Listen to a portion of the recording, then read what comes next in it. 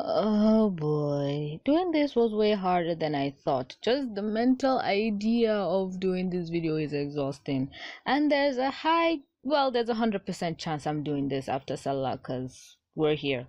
So, to all of you who missed it and I wasn't able to tell you, happy Salah everyone!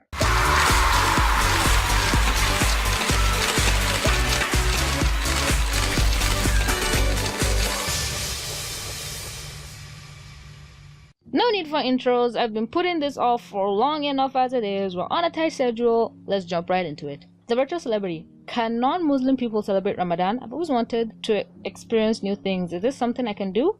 Well, I feel like that question is based on your own personal preference. Can you celebrate Salah with us? Yes, like how we can celebrate Christmas with you guys. Christians. It's kind of hard for me to realize that the world isn't just consistent of only Christians or Muslims. But are you asking if you could have fasted with us? I don't really know. Maybe for moral support, but if you aren't of the faith, it isn't really necessary. Almost every religion has a type of fasting, so if that's what you want to experience, go for it. But I won't advise anyone not to eat for literally hours on end with no spiritual or heavenly rewards involved. Unless you're trying to lose weight, then I recommend the military diet. Now, I was wondering, how has the whole terrorist problem affected you and your people where you are from? And are you faced with the same prejudice many other Muslims face in the world? You make it sound like you are more or less shielded from the troubles our world has been having, which I really hope is true, but I feel like that would be hard to pull off. Good question. Well, for starters, I feel like I need to say we have terrorist and insurgency problems in my country. But which African country doesn't have that problem, eh? Walking around with the idea of getting killed by a bomb blast at any moment is a relative norm here. When the Manchester bomb blast happened, I was surprised at my own calmness to it. I'm just too desensitized to violence at this point, and I see it with everyone around me. When we see the news cover an attack, killing or bombing for too long, people get irritated and say, move on to the next news already. And I realize how horrible that is, but I can't fault anyone because it's just so normal. Not just in Africa, but in a lot of places.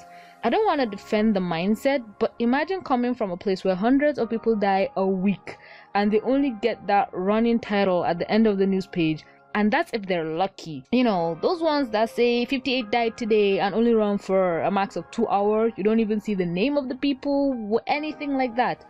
But when something happens in the UK or America, we get weeks of non-stop repetition of the same thing, homages, memorials, the whole works. Again, I have no general feeling towards this argument. I ain't for or against it, but I get it. And in regards to prejudice, you face it everywhere. If it ain't on a religious level, it's on a cultural one. I just realized ours may not be as intense as other countries with Muslims as a minority, and it's mostly between individuals and not a whole group. Also, does the idea of going to other countries scare you because of everything going on, or would you feel okay with going to places like the US or UK without fear? Next, and I'm sorry if I get too serious, but do you think Muslims should do more about the terrorist threat? My dad says Muslims stay quiet and hide when they need to help more and also distinguish themselves from the threat more. Lastly, if there was one thing you could have people understand about you and your religion, what would it be? Okay, that's a lot to break down, but I'll try. First off, one of my greatest wishes is to travel the globe. No amount of world anarchy will change that. In fact, I've been to Turkey, Saudi Arabia, Boston, Dubai, Egypt, and Kuwait. Those last two were when I was around 2 years old, so they may not count. But I also want to go to Japan, France, the Himalayas, the entire east and west coast of America, Toronto maybe, and I definitely need to go to one of those island resorts the Kardashians always seem to go to where the water is so clear blue that you can see the sand underneath it. To the second part, I need to tell people that Muslims do speak out against this actively, but I'm not gonna be all, well, you don't see the media publicizing such things, cause blah blah blah blah blah. If you open your eyes, you'll see it. I constantly denounce these actions. I see tons of others do the same, and communities actively speak out. And it's not our fault if the general public doesn't see this. I don't know for anyone else, but I don't do it for the public, but because I personally denounce these monsters, their actions, belief, and their very existence on this earth. I don't do it for publicity, and I don't think they do it too. Just making it clear that we are not them. Until the last statement, I deeply deeply want people to understand and realize that this isn't Islam, that everything you know or are being told are lies and manipulated truths. That even if these monsters believe that this is Islam, the world shouldn't accept them as such. No, I promised not to get emotional this time. I promised myself. What do you think about Buddhism? Do you think it could be a religion or not, since it's so different from other religions? I myself find it more as a way of life, but I'm interested to hear what you think. Well, I read this in my research for the last video, but it turns out that Buddhism isn't in fact technically a religion, just a set of guidelines and rules to follow in life to achieve balance and peace. If anyone personally views Buddhism as a religion, they're not wrong either, seen as a collective group of people still actively practice and follow the teachings. So do I view it as a religion? Yes and no. Hope that helps. So why don't you oppressed and exploited women flee from those filthy husbands? Or do all of you enjoy your husbands having 4 Mohammedan wives and love it all? Mohammedan? I've never heard that before. Let me paint a scenario for you, if you'll allow me. We all know or have heard about gun violence towards black people in America by the police. Now wait, before you roll your eyes, I need you to understand that the gravity we take this here in Africa is bad. Most guys I meet, my boyfriend especially, completely loathe the idea of going to America because what? They believe black people have no rights, they're oppressed, forced to live in slums and can't get good jobs, and if you do anything, a cop will shoot you. Like straight up, I have a friend who tells me how every time he goes to America, he ends up getting arrested because he can't tolerate white people and their treatment of black people. Saying how he'll never be able to go there without getting arrested because he'll never bend to the white people. And he said this right after we watched 12 Years a Slave. Now, to use your argument against you, most Africans do feel like, why won't black people just leave this hostile country and go where they're accepted and will live in peace? I was always against this mindset because I love America and have always wanted to move/live there. But after that Philando Castile police shooting, seeing the video and outcome for the first time in my life made me truly afraid of the United States of America. But a part of me knows I feel this way because of the information I'm being given. It can't all be bad, right? Not all Americans are racist and not all cops are bad guys. Right? Now with that exact statement, reverse the roles and put yourself and your argument in those shoes. They're not all bad.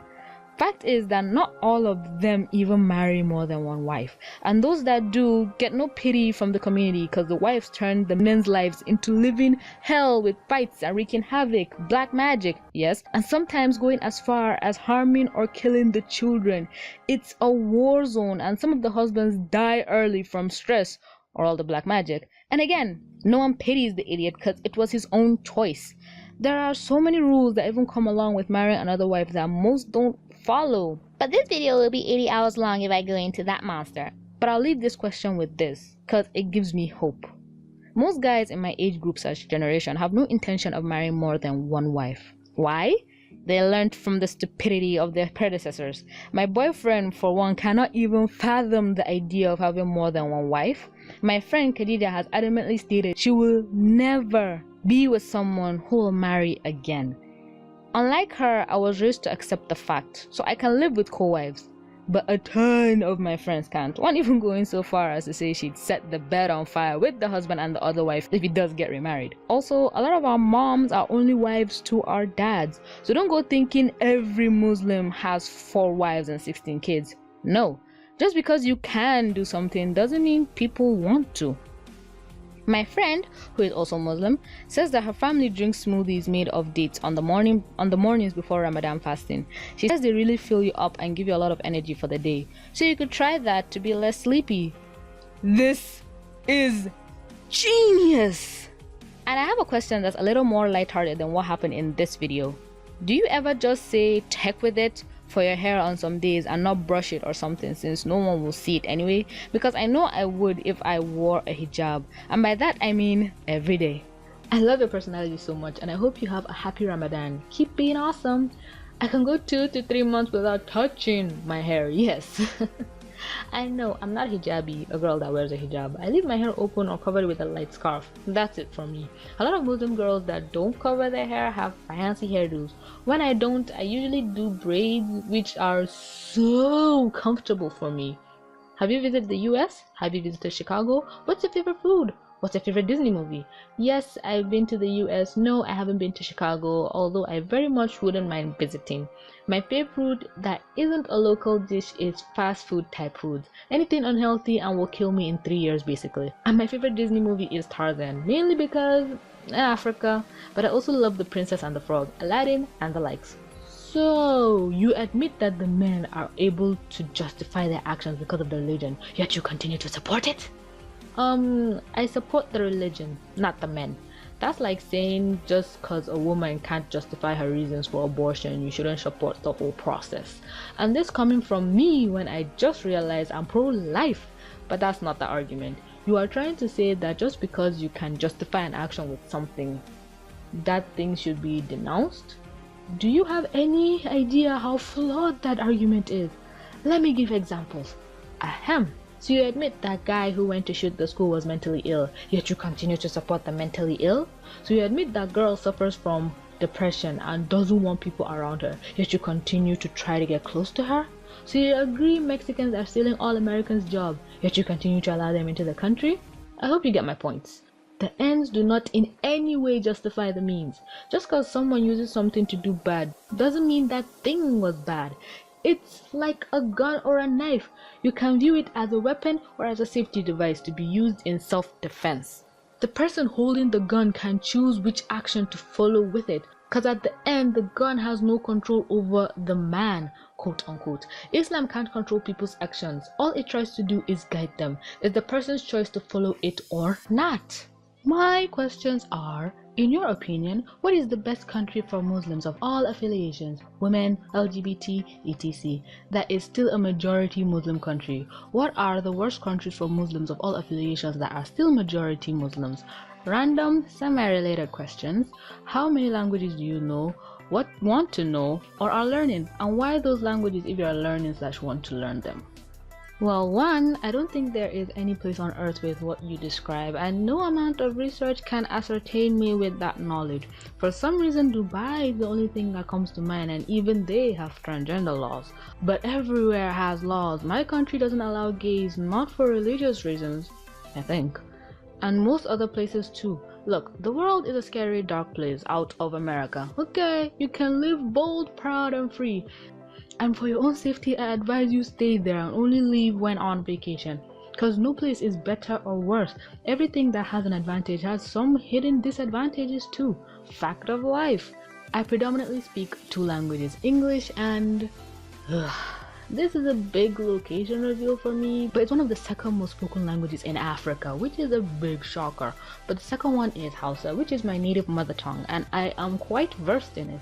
I know a little Turkish because I went to a Turkish themed / run secondary school, and I understand the most minimalistic infinitesimal of Arabic because, you know, the Quran. I used to take French classes as a kid but quickly dropped it after primary school. I like the concept of knowing 1 or 2 words in Spanish, and I'm proud to say that I'm well on my way to conquering Japanese through all the anime I watch and might actually take up learning it. I got a question. Do pigs are really a bad thing? Why? BTWI Brazilian. Ooh, Brazilian. I had a Brazilian lecturer once. He taught me programming during my second year of college. Pigs are bad for us to eat, yes. But I've once eaten pork before when I was really young. I don't know. I was at a kid's party. They were serving hot dogs, and while I was eating it, the boys took great pleasure in telling me it was pork. Imagine a 6-year-old girl trying so hard to throw up after hearing that. Traumatized me for life. Or a really long time. I even asked the guys making it, and I think they confirmed it was pork. I don't know, it was a really long time ago. I can't remember in great details what happened, but I know I was told I ate pork. Anyway, the reason for us not eating pork was because way back then, eating them was detrimental to your health. Look at all the processes that pork goes through today. You think they had that 2,000 years ago? Some can argue the same can be said for beef, but fish and poultry don't require much effort. Again, coming from a place where you can go to the market and get freshly killed and plucked chickens, not religious or cultural, just societal. Now, do I hate the idea of not being able to eat pork? No. Do I want to? No. Do I hate anyone that does eat pork? No way! Do you, boo-boo? It's your life, your body, eat whatever the fudge you want. I personally feel there's a lot more meat in the world, that why cry over one I cannot eat? I've eaten snakes, ostrich, gazelle, and I think alligators. I've had a weird childhood. Sorry if I sound rude. I can understand why not eating until sundown during Ramadan, but how do you make it without water? Especially during how day?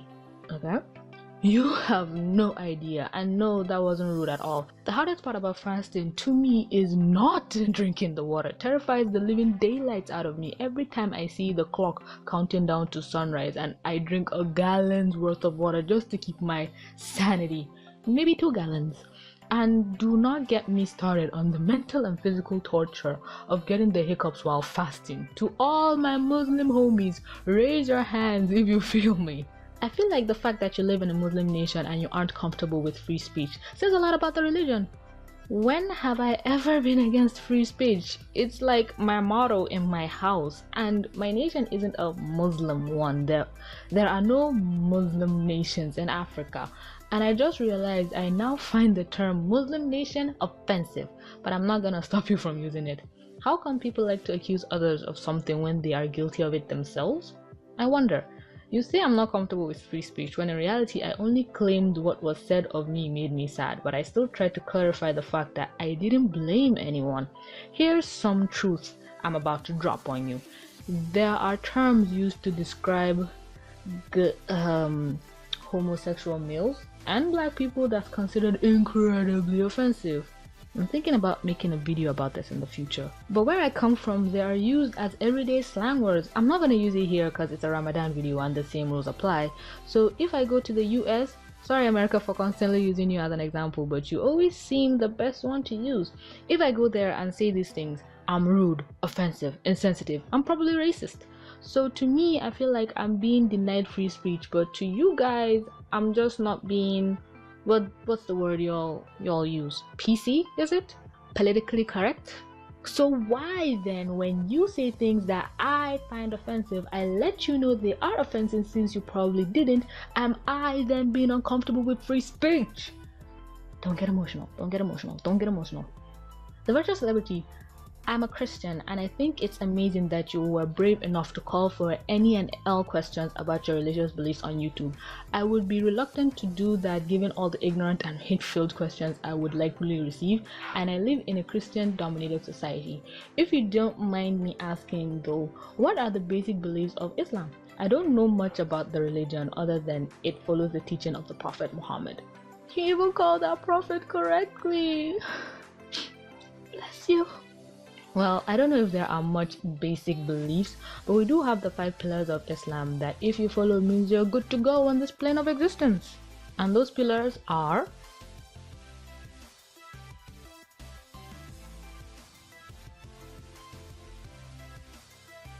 hello, it's me again, so let's get started. Also, I'm sorry I offended you in my last one. I don't want to hurt you in any way. I just want to tell you the reality of the situation. Okay. 1. How do you feel about the pedophilia problem in Islam? Because Muslims justify it by saying Prophet Muhammad married a 6-year-old and having sex with her when she was 9. Number 2. How do you feel about Prophet Muhammad conquering and killing many people in his time to spread Islam compared to Jesus, which was pretty peaceful? Number 3. What do you think about the European countries opening up their borders to Muslim migrants when a lot of them are young men who are causing crime like rape, murder, and attacking police, which the government tries to hide, and the increasing terrorist attacks since this started to happen? P.S. You don't need to put this in a video, but I thought I posted really long comment before, but now I cannot find it. Can you check your spam folder for your comments and check for me? Alrighty then. We're going out with a bang, and Shank, as always, is hitting me where it hurts. Now, before we begin, you guys should know that I went around asking a lot of people this question and had no godly clue how to begin answering it, and I needed other people's opinions and thoughts to help me gather mine.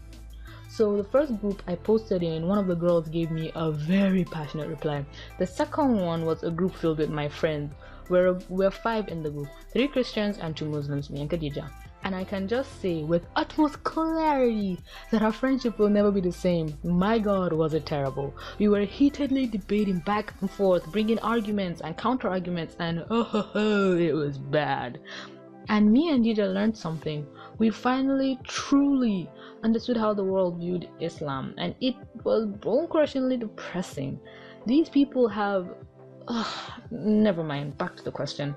Thank you for the apology. I don't necessarily think it's needed, but it's still sweet of you to add that in. So, 1. This was the toughest question to answer because, let's be honest, how do you even answer that? But Khadija, bless her enlightened soul, explained that puberty was the adult age then, just like how 18 is the adult age now, and it was 15 not so long ago. In insert my country here, the 16-year-old can consent to sex on her own. Plus she, Aisha, the wife of the Prophet, wanted the marriage too. So as long as you were past puberty age, then you are allowed to consent on your own. Who knows, maybe in the next 50 years, the new age of consent might be 21. And like I later replied in the group chat, God shall bless her soul. I don't think I could say any more in regards to question 1, but all these men trying to marry little girls are just using techniques to suit themselves. If they were really trying to follow in the Prophet's footsteps, then they should look for the women who are of the legal age of consent. Bunch of morons. 2. Conquering and killing many people in his time to spread Islam? I'm sorry, what? You mean the man that was chased away from his homeland with his followers, and the people that constantly waged wars in an effort to erase Islam and all its followers at the time? They tried to wipe us off the map. Here are the statements of both girls to this question. I'm happy that it's girls answering me, not guys, so people won't call it bias. Nobody was ever forced to convert. People whose place of living that gets conquered were allowed to choose, and whatever your choice, your wish shall be respected. Yes, there were wars during the beginning of Islam, bad, bloody ones, but did you look at both sides of the coin, the other argument, why the battles were being fought? Or did you just hear the one narrative given to you? You seem very well versed and intelligent, but I can't help but notice you focusing too heavily on the negative narrative presented to you. And in regards to question 3, I'm not even gonna comment on that because I have no evidence, proof, or claim to support or denounce my argument. Maybe there are, maybe there aren't, but that statement heavily reminded me of back when people claimed black people all dealt in drugs. I watched an explanatory video that showed it was a conspiracy by the government, or when it says all Mexicans that come into America are criminals. I don't know, my brain's pretty much fried at this point.